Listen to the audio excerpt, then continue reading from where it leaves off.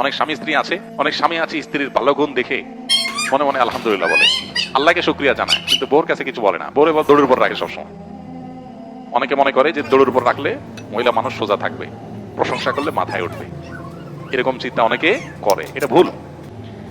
মানুষের ভালো কাজের স্বীকৃতি পেলে মানুষ আরো ভালো কাজ করতে উদ্বুদ্ধ হয়।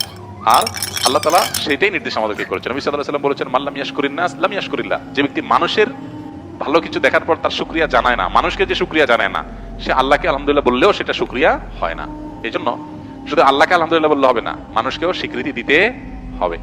এটা স্ত্রীর বেলায় প্রযোজ্য, স্বামীর বেলায় প্রযোজ্য। অনেক মহিলা আছে অন্যান্য মহিলাদের সাথে গল্প বলার সময় নিজের স্বামীর অনেক তারিফ করে, যে ভাই, আফা বা ভাবি, আমার বাচ্চার বাবার মতো ভালো মানুষ হয় না।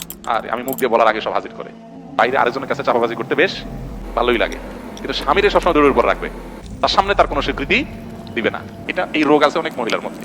একই কথা পুরুষের মধ্যেও, বাইরে যায় বউ রান্নার তারিফ করবে, চাপা পিটাবে, গলাবাজি করবে, তো বাসায় বউকে একটা বার সত্যটা স্বীকার করবে না যে আলহামদুলিল্লাহ রান্নাটা ভালো হয়েছে, বরং যতই ভালো হোক একটা দোষ বাইর করবে যে চাপে রাখি। এই পলিসিটা ভুল পলিসি এবং শয়তানি পলিসি। আর মুমিনের পলিসি হলো ভালো কোনো কিছু দেখেছে সাথে সাথে সে শুকরিয়া জানাবে।